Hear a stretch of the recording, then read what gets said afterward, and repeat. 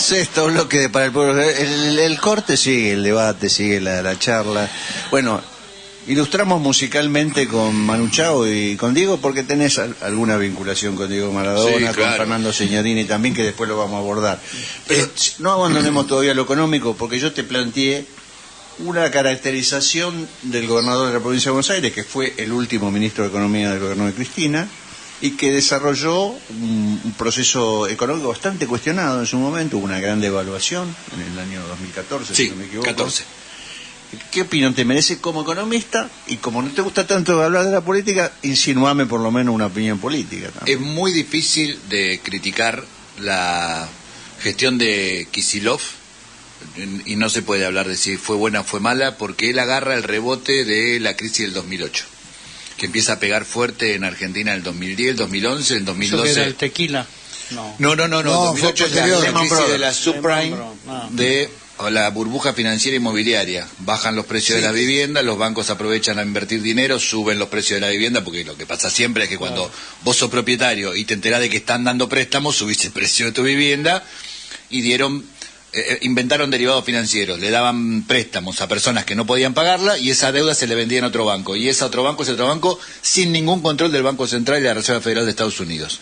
Mira qué lindo. Claro, sin ningún control. Y después eso terminó en una crisis mundial. Como querés cobrarme a mí una deuda. No, y aparte, si yo le presto plata a él, le presto plata a Marcelo, y digo, y es insolvente, pero después yo logro vendértela a vos. Te digo, che, mira, Marcelo lo voy a tener 10 años. Pero, y vos me decís, yo te la compro. Fue un giro. Tengo 10 años. Y vos, cuando te das cuenta de que puede ser insolvente, se la vendés a él. Entonces hacemos una cadena de derivados financieros que en algún momento estalla. Eso es una burbuja. Fue un giro. El asunto que no la tengas vos el día que estalle. Fue un giro. Exactamente, el punto es ese. Es que todos tenían algún derivado. Es el avioncito versión yankee. No, mira, Dos personas nada eso más se llevaron de eso y las aseguraron.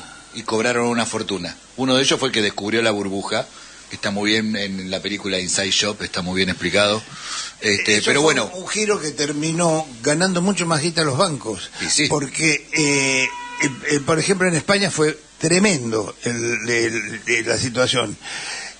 La gente compraba un departamento a 70 años la hipoteca. A 70 años lo hacían. Tenías que hacer figurar tus hijos también y todo lo Entonces, cuando no podían pagar, les llamaban el efecto sonajero. Venían con las llaves y le decían, le devuelvo las llaves, tolón, porque no lo puedo pagar. ¿Y qué pasaba? Perdían todo lo que habían pagado y se quedaban con una deuda, mayor que el valor del departamento. Si vos vendías el departamento no te alcanzaba para aunque pagar vos la deuda. vendieras el bien hipotecado, Sí.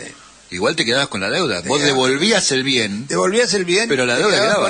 con la deuda, porque era una hipoteca que tenía que hacer frente hasta tus hijos. Acá con Macri pasó lo mismo. Acá con Macri pasó lo mismo, con un montón de bienes que no eran propiedades.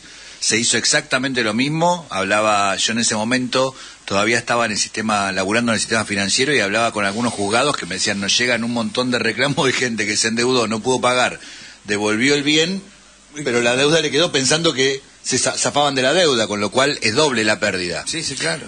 Kicillof agarra los estertores de esa crisis del 2008, 2009, 2010 y el agotamiento de un modelo económico del kirchnerismo en 2012. Un agotamiento lógico, porque era un capitalismo humano que no había terminado con la pobreza, que se había basado en mucho empleo público, lógico, para poder empezar a dar... Distribución también desde el Estado, distribución de... Sí, por supuesto. Emparejó mucho la distribución de la riqueza, pero cuando vos no industrializás el país no generás trabajo legítimo, es decir, agregar valor. Vos no podés seguir dependiendo de tu complejo sojero. No puedo mandar los porotos de soja y después comprar el aceite de soja. Aparte, yo tengo que agregarle valor, agarrar un poroto de soja y poner una fábrica que lo prense, al lado otra fábrica que haga el aceite, al lado otra fábrica que haga los envases, y al lado otra que haga el packaging, y otra que lo transporte. Mirá la cantidad de valor que le puedo agregar a un grano de soja. Entonces yo me industrializo y vendo el aceite y generé 100.000 puestos de trabajo en el medio. Eso es lo que no hizo la Argentina. Entonces, por eso te decía, esto me preguntaste, Kicillof agarra una papa caliente, la resuelve como puede. Una de las críticas que se le hace es que financiarizó la economía con estos planes de comprar y que el Estado pagara lo que vos no podías pagar, te daba a 12 cuotas y la diferencia la pagaba el Estado. En parte incentivó más el consumo que la oferta. Incentivó más la demanda que la oferta. El Estado generalmente tiene que, en economía, incentivar la oferta. Claro. Que vos puedas producir muchos bienes. Y después yo me aseguro de que la gente gane bien.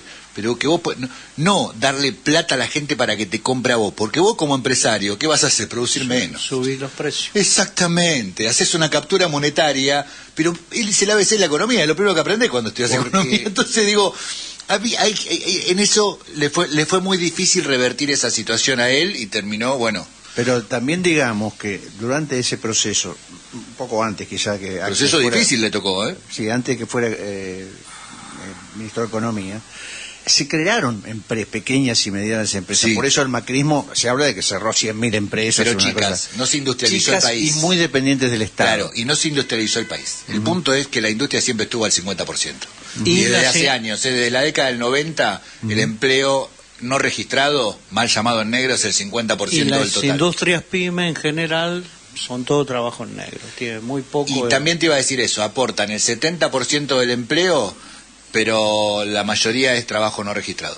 Eso también es un gran problema que... Eso lo heredó Axel también. Hereda una papa caliente. La verdad que es muy difícil lo que le toca, y sin experiencia de haber sido ministro. Por eso yo no voy a decir si es bueno o es malo.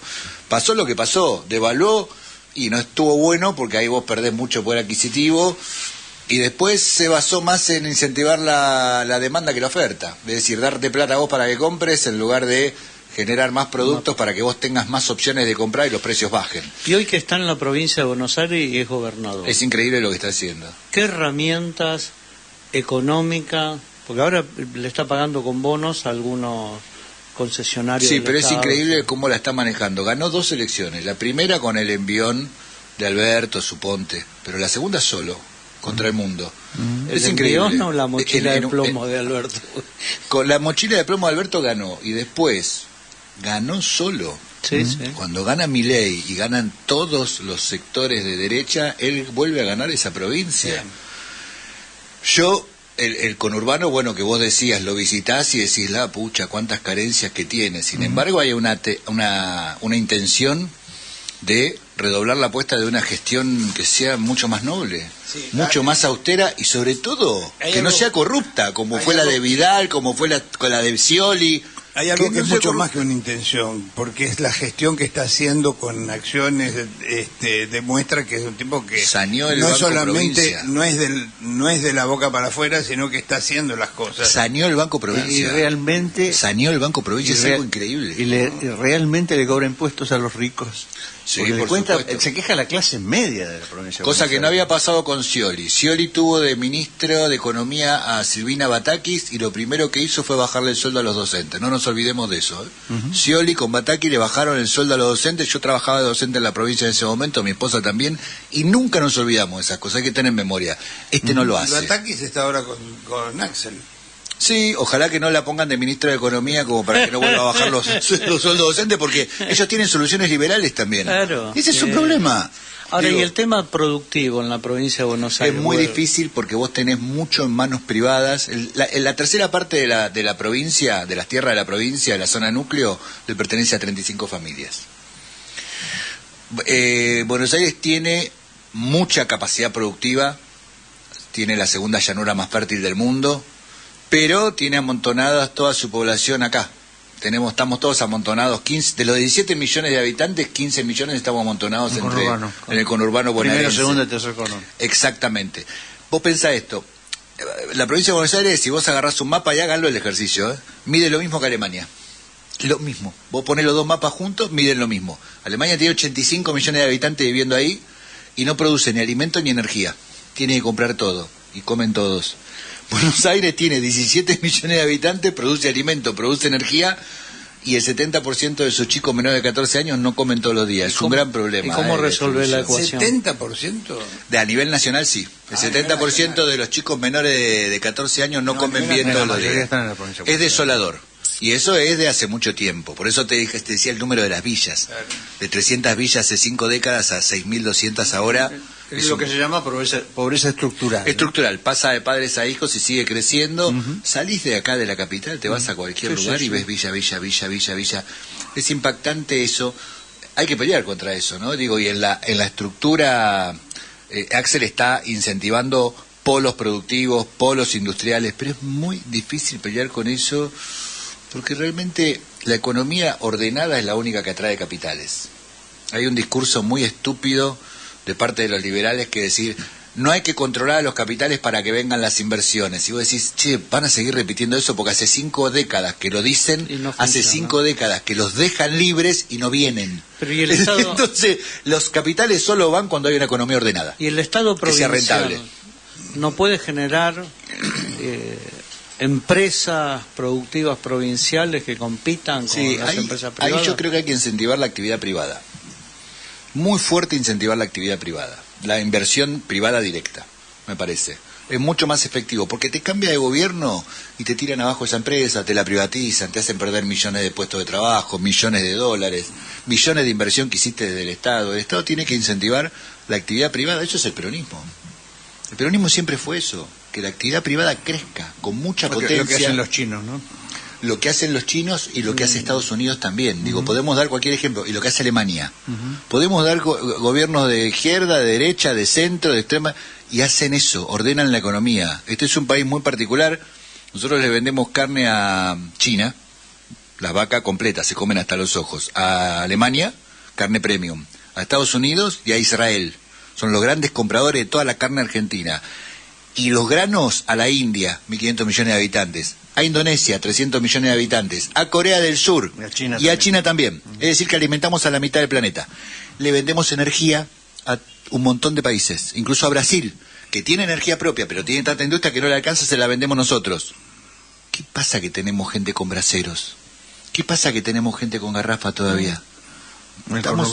Estamos haciendo mal las cosas. No es que estás hablando de la punta del pero el país. empresario es privado impresionante en Argentina eso. no es controlado por el Estado. No es Hace lo que controlado y quiere. no invierte, no está buscando maximizar Porque la hay que ganancia. sacar a ese empresario que no invierte y decirle a cualquier empresario del mundo, querés venir acá, tenés un mercado impresionante y tenés unas riquezas que si invertís las sacás. Hacé inversión directa si querés, ¿no? Como hacen los chinos. Los chinos, cuando ven que una ruta de la costa de 10 kilómetros no se termina en 8 años y ellos hacen ciudades del tamaño de Roma en 10 días, te dicen, mirá, nosotros ponemos una central, pero te damos los 250 técnicos con sus familias. Claro. Porque ustedes van a tardar un poco.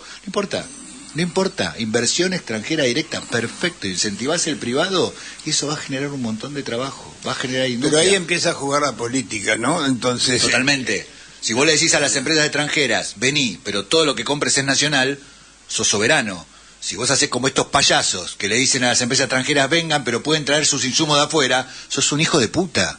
Ahí estás queriendo hundir a tu propio país, a tus propios ciudadanos, a tus obreros. Además, si vos oís hablar al presidente en cualquiera de sus disertaciones, pues decís, yo a ese país no voy, pues este tipo termina con chaleco de fuerza en cualquier momento, ¿y qué pasa con mi inversión? Sí, ahora ya es algo igual personal, porque estamos en manos de alguien que está muy, muy, muy desequilibrado.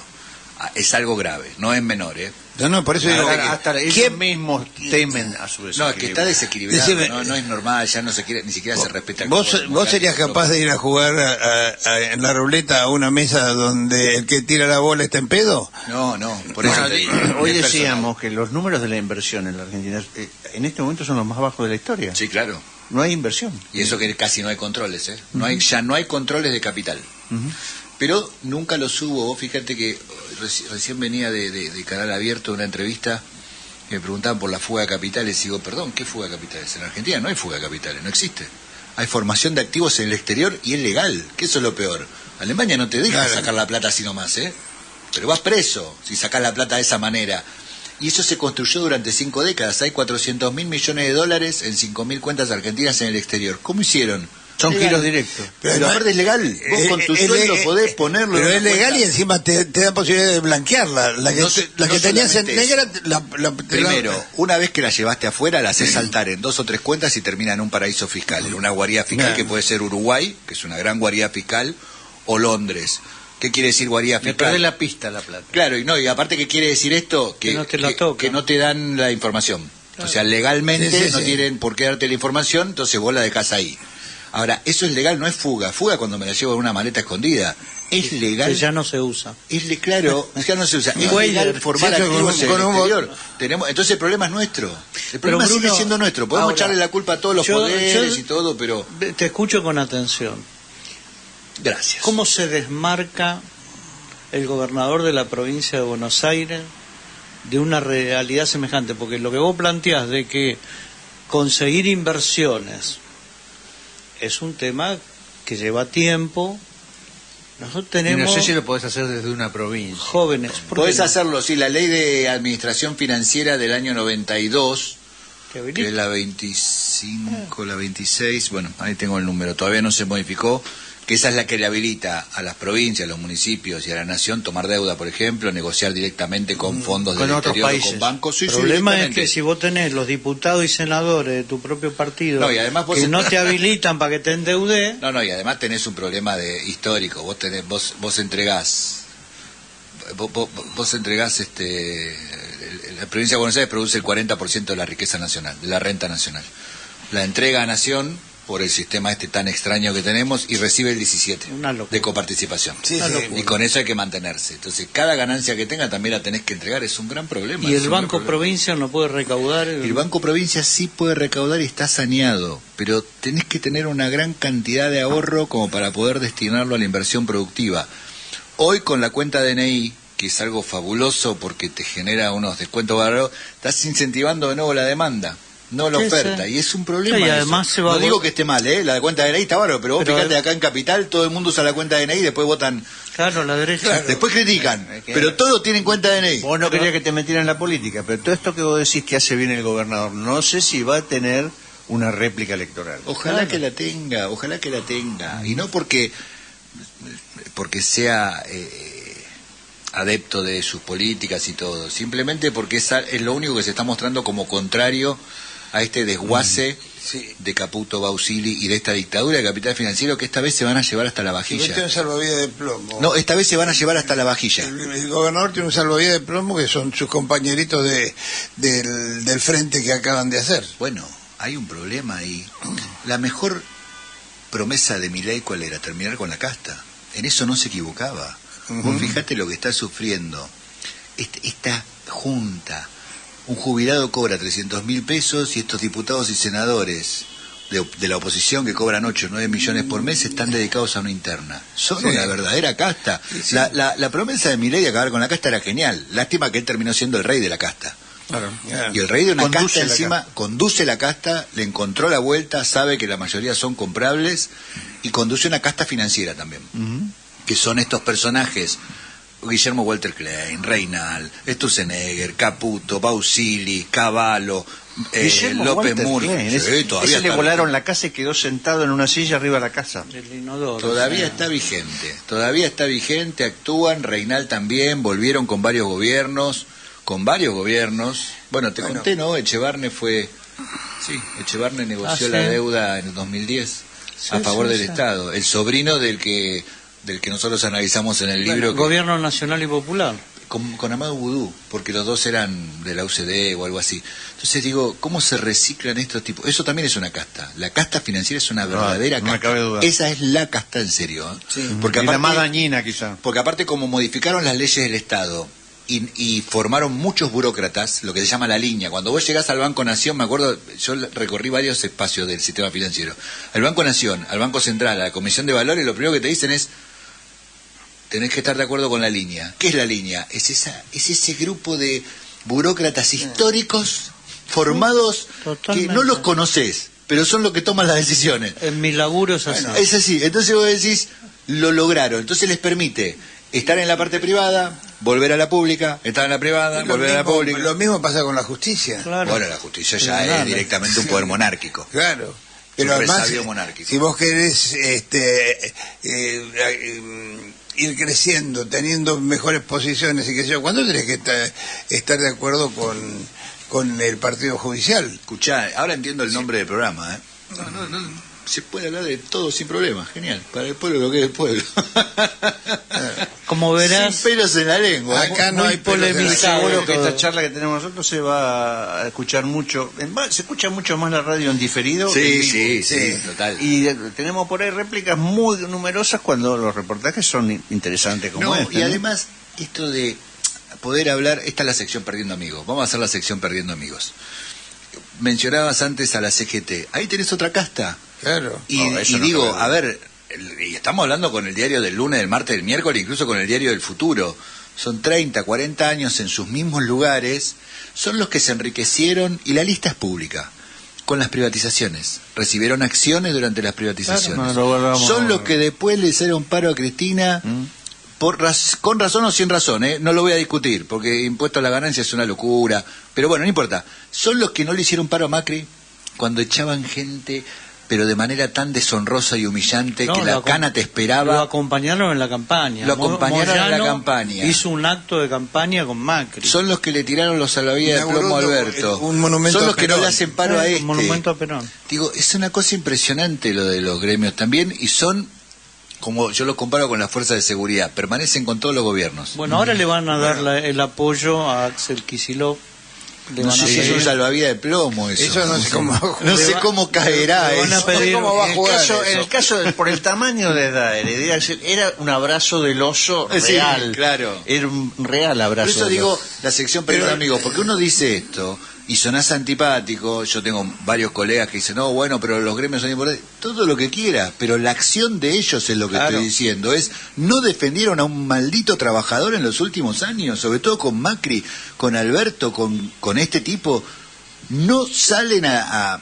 Es humillante cómo están echando. Pero es buena De la todas las hotelería. castas que ¿Cómo hay, no se están echando? A mí me sacaron todas las horas del sistema universitario. en la macrocasta conviven un montón de pequeñas castas sectoriales. Claro. Yo creo que la peor de todas es la de la política, porque son los que tienen la obligación de cambiar las cosas. Sí, pero tenés la escondida, la que no conocemos, las que mencionamos en el libro La dictadura del capital financiero, que es la casta Bueno, pero económico-financiera. ese es el enemigo. Pero esa de- maneja todo. Ese es Pero el enemigo, depende de pero la el política deber de que lo pueda modificación de la transformar. política. Sí, Claro, pero ese está es bien, el, pero son los que te pueden comprar. Bruno, pero son ese los que tienen el dinero para comprar. No, Ese- está bien, pero... es el enemigo principal, ese que vos decís.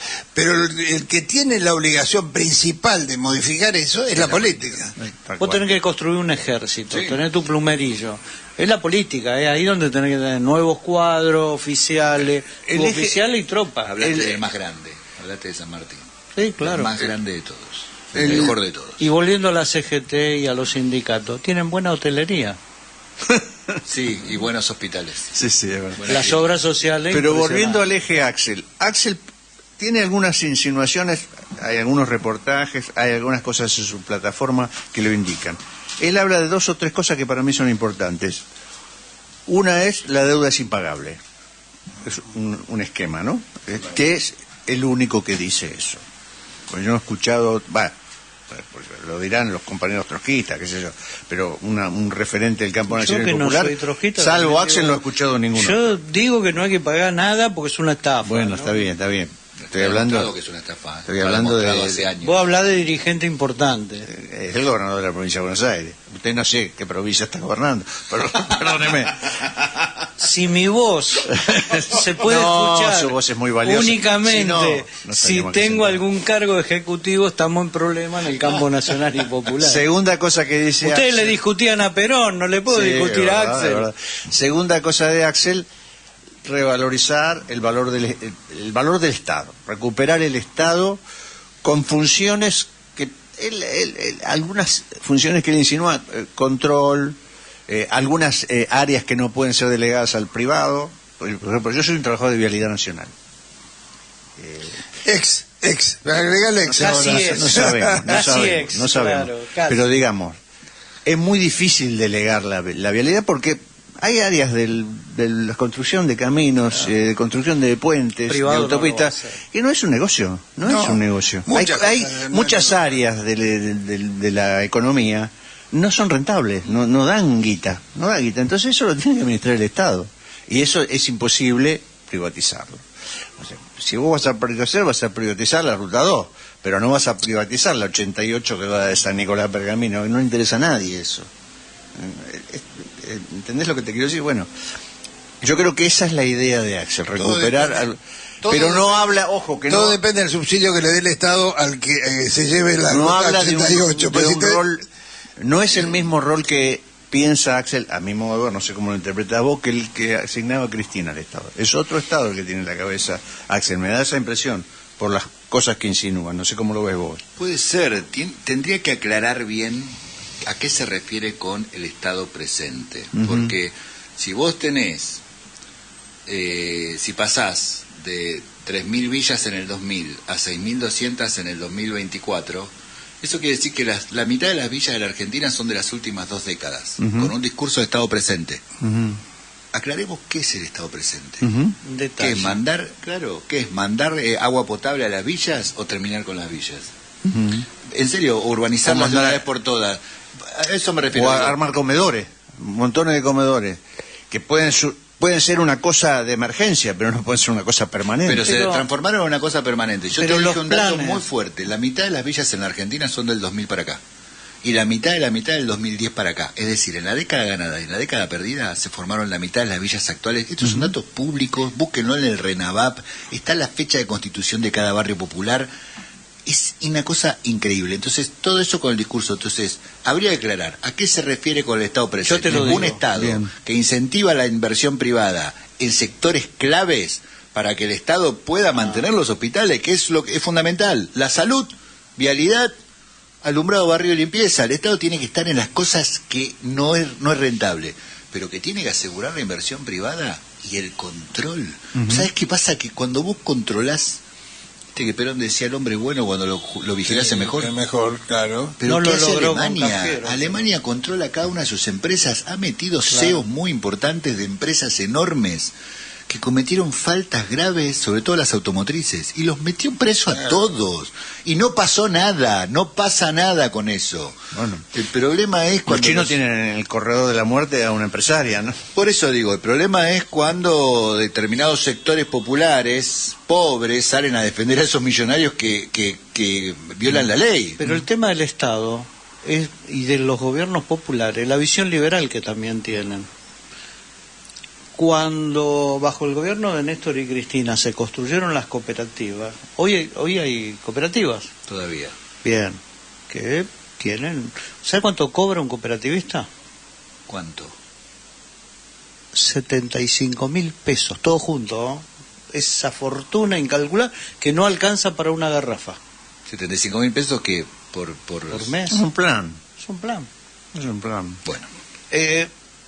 Cuando fue la discusión... Siguen habiendo 2 millones de planes, creo. Claro. Sí, pero con va esa a haber cada miseria... vez más.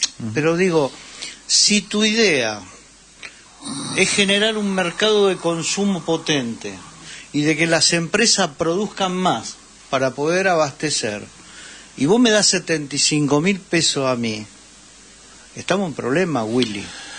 Bruno, ¿Por qué? ¿Con eso Yo qué insisto vamos? con esto, aclaren a qué se refieren con Estado presente. Aclaren eso, porque si es dar planes, no sirve para nada. Si es controlar a las empresas privadas que dan malos servicios e incentivar la actividad privada y la inversión privada directa, tanto extranjera como nacional, con condiciones diferentes, mejores condiciones para capitales nacionales, diferentes para capitales extranjeros, va a venir. Ese es un Estado que a mí me interesaría. El Estado benefactor de los comedores generó 3.000 villas del 2000 para acá. ¿te podés quedar un rato más? ¿Todavía? Sí, por supuesto. Listo. Bueno, vamos al corte de las 4 y volvemos un poco Tenemos lleno que hablar del otro tema. del otro tema. Exactamente. Dale, Dey. Bueno, ante último bloque, vamos a aprovechar a full al compañero Bruno Napoli en otro área de su, por ahí más de su afecto que de su conocimiento, que es el tema futbolístico. Exactamente. Tu vínculo con Contanos Fernando un poco Signorini. cómo fue la presentación del libro de Mario en Mar del Plata. Muy lindo. Nosotros el año pasado fundamos una cátedra maradoniana que se llama Diegologías, que consistió en 18 clases magistrales de diferentes disciplinas. Yo desde la economía hablé de Diego y pobreza en la Argentina. ¿Cómo fue el proceso de la pobreza en la Argentina? Desde que nace Diego hasta el día de su muerte. Y hicimos un recorrido de la miseria en la Argentina gracias a la figura de Diego. Después vino desde la literatura, de la pintura, desde el cine, desde el fotoperiodismo, desde la crónica. Hay, 18 clases magistrales, entre ellas, desde la formación, el profe Signorini es parte de la cátedra, Daniel Arcucci parte de la cátedra, Guillermo Blanco va a ser parte de la cátedra en breve. El primero que escribió una biografía sobre Diego en 1985, antes que sea campeón mundial. Guillermo Blanco, increíble periodista deportivo. Y ahí armamos la cátedra maradoniana que funcionó. Este año volvió con formato más bimestral, 8 clases presenciales, ahora estamos con 8 virtuales. ¿Cómo se toma contacto con la cátedra? Revista Meta, la revista Meta en internet, buscan revista Meta y ahí aparece Meta Sentidos en Juego y ahí aparece la cátedra. Y ahora vamos a la UBA. Vamos a dar 8 clases en la UBA y el 6, 7 y 8 de noviembre armamos el primer Congreso Internacional Diego Armando Maradona en la UBA. Bien. Sí. O sea que, ya le aviso a usted, que proviene de los sectores de izquierda, está la cátedra del Che Guevara y también está la cátedra de Diego Maradona. Exactamente. Y pronto... A usted que es izquierdista, le dijo. Claro. Le dijo así, lo escuché. Sí, zurdo. Le dijo zurdo. Pusilánime. Sí. Y la cátedra Club Atlético Independiente, la próxima. Perdóneme, Diego era zurdo. Le voy a decir. Sí, claro. No solo camiseta era roja. en la pierna. Y Diego es una figura muy chavista. particular porque es un fenómeno que sale, es un pibe que sale de la villa y se transforma en un fenómeno mundial.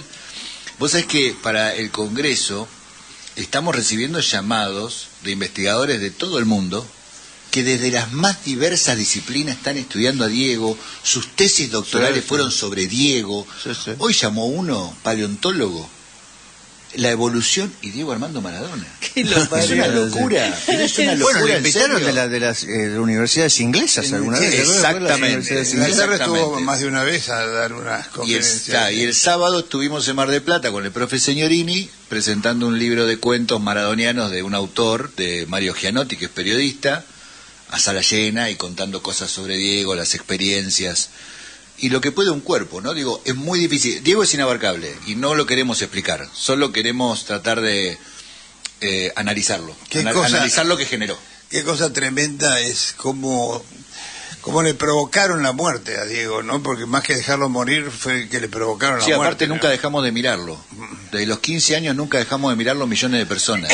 Claro. Vos sabés que se escribieron más de 200 libros sobre Diego y la mayoría con él en vida. Sí. Eso es mucho para un cuerpo. Imagínate que se escriban 200 libros sobre vos. ¿Cómo haces para no ser alcohólico? ¿Cómo haces para no drogarte? Claro. Es una locura que se escriban 200 libros sobre vos. Sí, pero mientras Y vos Que no saliste de la podías villa. caminar por la calle ni en China. No, en ningún lado. Aparte, vos saliste de la villa, él siempre se reivindicó villero. En Nápoles, bueno, estamos con Nápoles. Sí. En Nápoles salía a comprar a la noche, lo custodiaba la Drangheta. Le abrían las casas No, de la ropa. mafia napolitana. Le abrían las casas de ropa a las No, 3 de la mañana para que él pudiera ir a probarse y ver la ropa. Era que villero, gustaba. se reivindicaba villero, una conciencia de clase muy particular y usaba un lenguaje directo. Nosotros, la clase que me toca a mí sobre Diego y pobreza en la Argentina, siempre digo, ¿por qué los militantes siguen hablando de bajar al territorio? Eso es tremendo. Primero, ¿en qué pedestal Tremendo. estás, hijo de puta, para bajar? Tremendo, Y segundo, tremendo. territorio, es un barrio. Ir al barrio, se dice, no bajar al territorio. Lo ¿Lo pasa que escuchaste tenés- alguna vez a Diego decir, porque nosotros cuando éramos chicos en el territorio? No, él decía en la villa, Claro. él decía en Fiorito, Claro. y se reivindicaba villero, pero aparte hasta en Dubái en los últimos días también decía, yo soy villero, siempre lo voy a hacer a pesar de esta mansión. Y estos muchachos usando esas palabras, gente en situación de calle, no, es gente que vive a la intemperie. No es gente en situación de calle, son menesterosos, son infelices, Bueno, pero acá, son pobres, infelices. acá se usan mucho los eufemismos. Tremendo. La dictadura se le dice proceso, al ciego se le dice no vidente. Acá siempre estamos cambiando las cosas para tratar de... Es un lenguaje muy racista, además. Claro, Porque es yo que clase. trabajé en el sistema financiero, que nosotros logramos mandar en cana a varias personas del sistema financiero a partir de ese libro. Ir a declarar y todo. Y se les dice ladrones de guante blanco, de cuello blanco. ¿Por qué? Si son chorros, son Claro. delincuentes. Y cuando un pibe te roba, es un negro que te roba el celular. Claro. El trabajo basado en la evasión fiscal empresarial se le dice trabajo en negro. No, es trabajo de evasión Claro. Es trabajo de evasión. Están robando al Estado. Le están robando al Estado y al trabajador. Claro. Porque claro. le están robando su futuro. Trabajo en negro. Pero es una cuestión de clase. Sí, pero digo, hay un lenguaje tipo que vive racista en Recoleta. que no nos damos cuenta. A nosotros nos pasó. Lo usamos todos. Cuando vos decís, esa persona tiene oscuras intenciones, ¿por qué? ¿Por qué si viene con malas intenciones puede decir, tiene blancas intenciones? Ni te suena. Ni te suena. Vos decís, no, pero no. Y si son malas, son oscuras. ¿Por qué? Y no sabés. Uno nace con un lenguaje ya hecho, está formateado por las palabras. Totalmente. Entonces, con Diego no usaba Diego no usaba ninguno de esos eufemismos, exactamente. Yo lo conocí de chico, yo soy hincha argentino junior, y no estuve el día que debutó Diego, aclaro, porque hay más o menos 100.000 personas que estuvieron en una cancha que entraban 17, pero bueno, no importa. Yo lo conocí de chico, y nunca, pues ya que lo vi 2 o 3 veces, nunca lo vi solo. No. Siempre iba con 10 tipos atrás. Sí. Tipo, mujeres, hombres, de todo bien. Sí. Pero solo nunca estuvo, desde chiquito, ¿eh? O sea, ya era el pibe que era llamativo en las inferiores, y andaba con 10 atrás. Sí, y no lo dejamos en paz. Desde los 15 nunca años estuvo solo. Estamos mirando millones de personas en el planeta y hay que vivir en un cuerpo así, ¿eh? Hay que vivir en un cuerpo así. Por eso... Vivió bastante, te digo. Sí, vivió bastante. Vos sabés que la última... Lo que yo decía antes, él drogándose, haciendo todo lo peor que podía hacer contra sí mismo, vivió mucho. Y si no lo agarra esa mafia que le produce la muerte, él estaría vivo, Diego. Sí, lo que pasa es que es muy difícil vivir siendo Diego Maradona, rodeado de gente que te quiere siempre sacar algo. Sí, pero lo de Guillermo Coppola no fue una buena influencia para él, obviamente, jamás. Fue un desastre. Fue lo peor que le pudo haber pasado.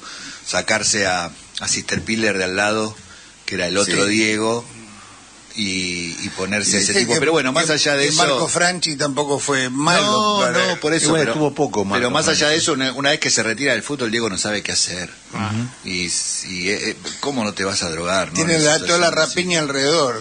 Toda la rapiña y todos viviendo de él. Por eso digo lo que puede un cuerpo. La última acción de Diego... Aparte eran tontos porque mataron a la gallina del huevo de oro.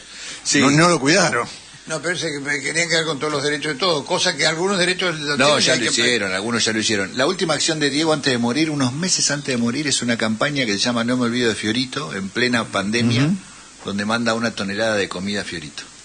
Él había nacido en esa villa y cuando se muere tiene que mandar comida. No cambió esa situación. Las anécdotas de la generosidad de Diego son ilimitadas. Hay miles de anécdotas de tipo a lo que los ayudó.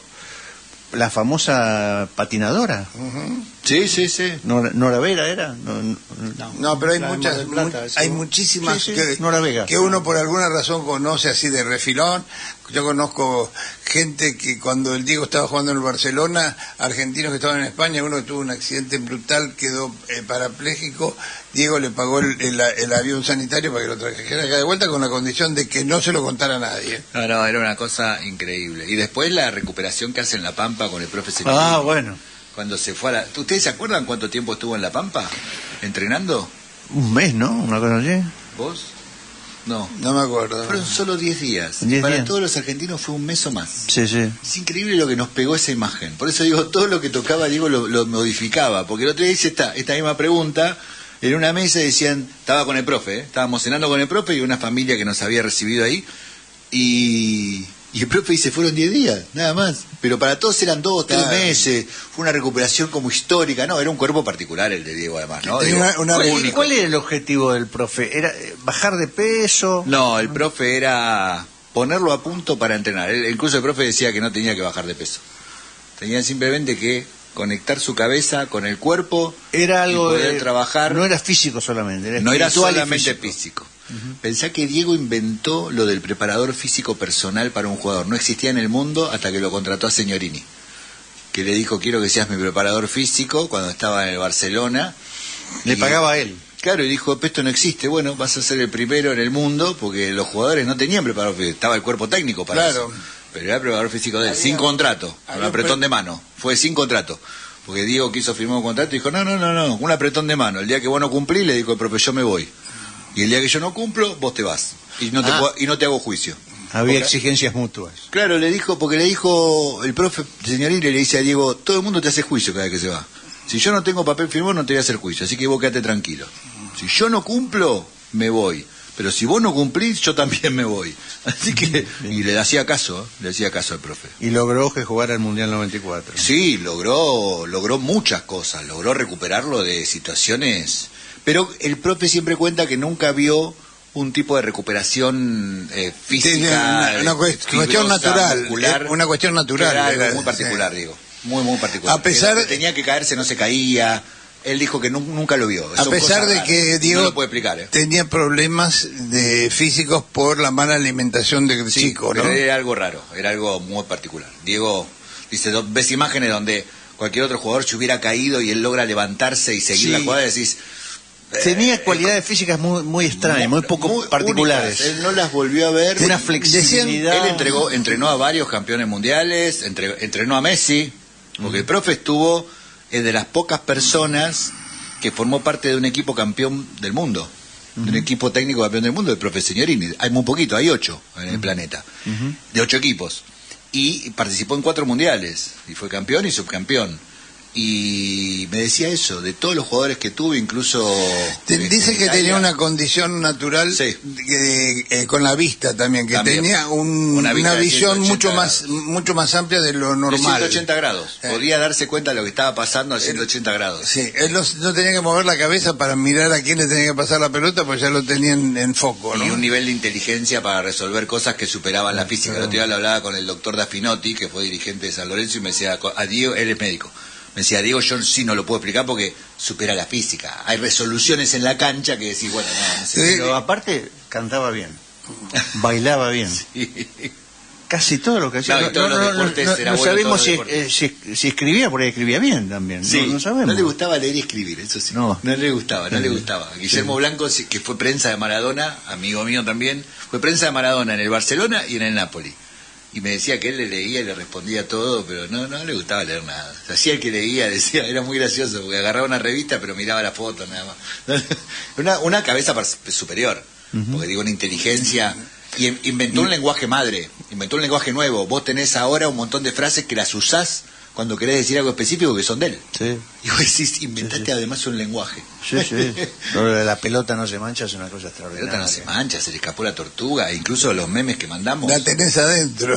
Los memes que mandamos cuando queremos mandar fuerza, mandamos imágenes de Diego. Queremos expresar determinado sentimiento y mandamos memes de Diego. Haciendo un gesto, haciendo así, o haciendo el zigzag con la mano. ¿Vos te llamás Napoli o te pusiste Napoli? Napoli por los Diego. Napoli en Napoli, yo estuve en Nápoles y fui a alquilar un auto y tenía para el más barato. Y le dije, soy hincha de Argentinos Juniors, yo de la paternal. Me dieron por el precio el más barato el auto más caro. A mí también me lo dieron. No, yo soy Napoli de nacimiento. Bien, bueno, muchísimas gracias por haber estado acá. Por favor, gracias a ustedes por el tiempo que más me dieron. Más de hora y media casi charlando. Tremendo la operadora, ¿eh? Cómo se ha reído con nosotros, con nuestros errores de muy gente grande que se equivoca en todo. Bueno, nada, muy joven y muy simpática.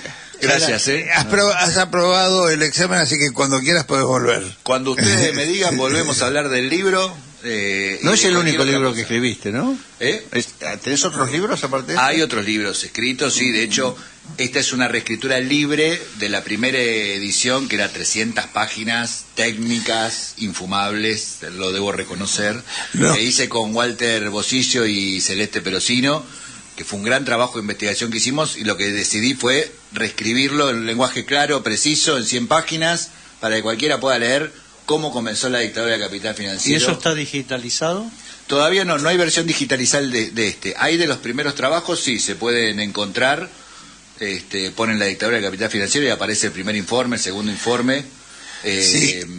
Y nos quedó pendiente también que cuentes un poco más el trabajo que se hizo en la Bolsa de Valores, en combinación con la Secretaría de Derechos Humanos, todo el aporte que se hizo sobre... Bueno, eso fue un convenio grande también, porque la Secretaría de Derechos Humanos en su momento ayudó mucho en la asistencia técnica para explicar algunas cuestiones de la relación entre delitos económicos y delitos de lesa humanidad. Después estaba el Chivo Rossi, en ese momento Agustín Rossi, que era ministro de Defensa, y nos abrió los archivos del edificio Cóndor. Ojo, esto es muy loco, porque cuando terminamos de investigar, Alejandro Banol y Pedro Vizcay presidente y director de la Comisión de Valores, dijeron publiquen todo sin censura. ¿Sin problema? Sin problema, publiquen todo. Bueno, la gente que fue al Banco Nación a hacer lo mismo, no pudieron. La gente que fue al Central a hacer lo mismo, no pudieron. La gente de la Casa de la Moneda tampoco pudieron. Nosotros somos el único organismo estatal, el único equipo de investigación, que éramos 3 nada más, que pudimos publicar todo con total libertad. Impresionante, ningún organismo del Estado, ni empresa privada del sistema financiero abrió sus archivos para ver las Sin embargo, había un decreto de Néstor Kirchner que autorizaba a que entraran a todas las dependencias nacionales o del Estado, mejor dicho, no solo las nacionales, las provinciales, las municipales, a investigar todo lo que se tenían que abrir todos los archivos. Preguntale a los chicos que fueron al Banco Central. No. Terminaron todavía, pasaron 10 años y no los dejan publicar el libro, los amenazan con juicio, la línea. Hay un área La línea del Banco Central los amenaza con que si publican algo de lo que encontraron les hacen juicio. Hay un área del Ministerio de Obra Pública, vos sabés lo que debe tener. Uf. Bueno, hubo un área que le dejaron investigar los desaparecidos de obras públicas. Solamente, Solamente. pero no los negocios. No los negocios. El Banco Nación tenía una comisión de derechos humanos. Porque nosotros reporteamos una compañera que estuvo en esa tarea, ¿te acordás? El Banco Sí. Nación tenía una comisión de derechos humanos que hacía lo mismo, se dedicaba solo a mirar los expedientes de los desaparecidos. Nosotros fuimos al Banco Nación, empezamos a trabajar con ellos y cuando nos metimos en los problemas serios, Los balances, la Comisión de Derechos Humanos nos pidió que no vayamos más. Ni siquiera la línea del banco, la Comisión de Derechos Humanos del Banco Nación, y esto lo puedo decir porque aparte lo escribí, nos dijeron, che, no se metan con esto porque vamos a tener problemas. ¿Cuál es el problema? Hay que publicar los negocios que hicieron esto. No, nosotros con eso no nos metemos. Y nos sacaron de ahí, no nos permitieron seguir investigando. Por eso te digo que lo de Alejandro y lo de Pedro, lo de Alejandro Banoy fue muy valiente, Sin y trajo duda, serios problemas. sin Bueno, duda. volviendo al tema de la pedagogía, yo creo que la matriz neoliberal permeó muchísimo compañero. Totalmente. Muchísimo compañero que están en la función pública. Exactamente. Y En mucho distintas miedo, áreas. mucha autocensura, porque finalmente la burocracia es la que maneja el Estado. Mucho miedo. Claro mucha- que sí. Los compañeros del Banco Central que descubrieron todo eso tenían que haberlo publicado. Y después que te hagan juicio. Pero que te hagan juicio. A mí ya la Bueno, en denuncia obras que me han públicas hecho no se pudo tener acceso a eso. directamente. No se Y en pudo. Casa de la Moneda se descubrieron cosas increíbles. Que yo tengo algunos documentos todavía, fotocopia de los documentos que descubrieron, cosas increíbles en Casa de la Moneda durante la dictadura y Tenés que tampoco- venir a contarlo acá. Voy a traer los documentos y contarlo, pero tenía que haberlo publicado, tenía que haber, yo lo aprendí, yo trabajé 20 años con Osvaldo Bayer, publiqué sus últimos 5 libros en vida, viajé mucho con él, y el viejo siempre me decía, hay que hacerlo igual, Bruno, es lo que corresponde. Y él hacía venga, igual. venga lo que venga. Claro, A mí claro. me echaron de un montón de lugares por hacer eso, a él también, obviamente. Tuve un par de juicios que después desistieron los que me enjuiciaron porque no tenían razón. Pero hay que hacerlo igual. Estos chicos tendrían que haber agarrado el trabajo ese y publicarlo, subirlo a la red Claro. y que sea público y que te hagan juicios, que te vengan a buscar después. Así es. Delincuentes. Y los delincuentes son ellos. Los que protegen a los perpetradores y a los asesinos son ellos. ¿Por qué? ¿Qué explicación debo que dar? Me acuerdo cuando me hicieron uno de los juicios, fui y dije, yo no tengo que demostrar nada, los que trabajaron para la dictadura son ustedes, no yo. Y ahora me tengo que repetir por decirlo. ¿No querés ver si hay algo de los oyentes para alguna pregunta para Bruno? No concretamente para Bruno. A ¿Alguna ver, amenaza? Correme el YouTube a ver si hay algo. Correme el YouTube a ¿Alguna ver si amenaza? tengo algo por acá. Déjame ver. Los trolls. Puede ocurrir, dije. Sí. Pero nos preocupa muy poco ya. No, pero es preocupante la dictadura ¿Vos tenés algún financiera audio? que nos condiciona la vida. Sí, totalmente. No Y tiene audio. el tema de liberación, es decir, un poco lo que nosotros hablamos, A comentamos, ver, acá. discutimos y debatimos tiene que ver con la voluntad de si querés ser virrey de la colonia o querés la liberación de nuestro pueblo, no hay mucho. Bueno, hay unos oyentes que dicen que nos extrañaron porque el miércoles 9 no salimos, el miércoles pasado no salimos. Pero específicamente lo que pasa que yo te digo una cosa, cuando el reportaje es tan intenso, tan rico, tan con las preguntas, repreguntas, las informaciones que nos brinda Bruno, compañeros se dedican a escuchar. Sí. Por ahí después tenemos repreguntas y seguramente cuando nosotros colguemos de produzca, YouTube claro. va a haber un chateo fuerte. aparte, te digo la verdad, lo voy a tener que cortar en segmento, porque viste que vos no podés mandar un video de 1 hora y media porque no te lo miran. Va a ser muy lindo el trabajo de los trolls, porque Sí, yo a veces sí. veo lo que ponen los trolls, viste, yo en una época Bueno, después te mandamos les los contestaba, enlaces. pero les contestaba de una manera tan salvaje, tan de cancha, que un día mi hija me dijo, papá, no le contestes así, porque digo, es que me sale eso, no me sale explicarle nada. Claro. Cuando Sí. alguien me cuestiona, le digo, Claro. se imaginan, ¿no? Sí, Se imaginan la frase salvaje. Como Diego. Pero no, pero son irrepetibles. como o sea, Diego, claro. irrepetibles. Entonces decidí no hacerlo más, pero son muy graciosos. Y hay un montón de paspados ahora, dirigidos por la ministra casi iletrada de Seguridad, Patricia Bullrich, casi iletrada, que le está pagando a mucha gente para escuchar estas cosas, estas grabaciones, Sí, sí, sí. y después le dice a su jefe, mirá, fulano dijo esto, tal fulano. Ahora hay gente haciendo eso. Sí, sí. Una cosa de loco. Pagada por el Estado, escuchándonos a nosotros y poniendo los nombres. Porque fulano dijo esto, fulano esto, este zurdo. Pero es una vieja práctica. Pero- No, igual no tienen duda. Pero aparte se esconden en las redes, ¿no? Porque Sí, o sea, claro. cuando salen de las redes en la calle no aguantan, ¿eh? Pero es No una vieja, estamos aprovechando no eso, son muy inventó cobardes. nada, pero no inventó nada, Bullrich. No. Históricamente, la CIDE, la Federal, Hicieron eso. todo- escúchame, hacían comillas inteligencia leyendo los diarios. Sí. Dejate en bromar. Sí, sí, sí, recortando viendo los que escribió diarios. cada uno. Y después esto, los comentarios, el hecho de que yo sea zurdo, que es objetivamente real, digo, Sí. los tipos anotando, digo. ¿Y de qué club sos? Y es rojo también, porque es independiente. Claro. Independiente de los patrones. ¿Cómo no? Y del Estado. Es comunista. Y si vos le decís anarquista, dice anarquista, No, anarquista. claro, debe ser bueno. Poné comunista raro. Claro. No, yo sí lo que creo es, esto va a detonar, que los grandes empresarios ya no lo necesitan a Milei. Me Lo van a parece que es un acompañar a la problema. puerta del cementerio. Claro. Lo van a Y acompañar pero- a la puerta del cementerio. Ya está, ya. Igual y, él y se- después tienen el se recambio procuró- que se lo damos nosotros, que es Sergio Massa. Sí. Igualmente, no sé si Davis no le va a pasar uno de los milloncitos que se llevaron ahí, ¿no? Para que Sí, se igual es pase una- una buena jubilación. Una personalidad muy particular igual, ¿eh? Yo lo veo como de esas personalidades que pueden lastimarse a sí mismos. Suicida, ¿no? Sí, la palabra no me gusta, pues No. muy fuerte, te pido disculpas, ¿eh?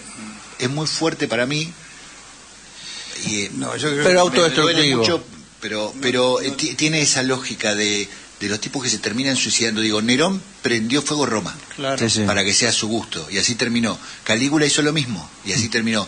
Hitler prendió fuego el Reichstag, el Congreso. Apenas asumió, prendió fuego Y después el se Congreso suicidó. Nacional. Si un ministro de propaganda mató a, Con Eva a Braun. sus 3 hijos, Ahora, mató a sus ¿quién 3 hijos y sería a su Eva mujer. Braun ahora? Por eso Porque te tenés digo. entre Limones y Elizabeth, la Sí, hermana. ¿no? pero sé, te digo, bueno. son personalidades muy Muy complicadas. No es normal lo que está pasando. Es una persona Sí. desequilibrada en contra de todo un país y diciendo cosas en contra de Y todo hay un que ver si se banca el fracaso. No, pero Por además eso te decía, se puede las lastimar a sí características que tiene del goce en el daño a los demás Sí. es bastante Puede venir de vuelta, puede es, ser. es bastante original, ¿eh? No, yo pensé en cómo Puede haber un caminaba. rebote. Cuando dijo goce, vi que le costaba caminar. Digo, No, la crueldad con la que Terrible. disfruta, También dicen. esa crueldad, como dice él, puede volver, ¿eh? No, seguro que sí. Me Seguro que sí. hace acordar un chiste de los gallegos que circulaba, que eran fanáticos de la pelota, vio la pelota vasca, la Sí, pelota, sí, la sí. pared, decía, y un día le dice, se está por caer la abuela, se está por caer la abuela se tira, no la agarra, dice, no la, es que yo estaba esperando el rebote, amigo. Bueno, dice con una risa. Bueno, nos vemos, nos Muchas encontramos. gracias, Gracias, Muy Bruno. amable. por Gracias, estar acá. Bruno, por un abrazo venir, ¿eh? grande.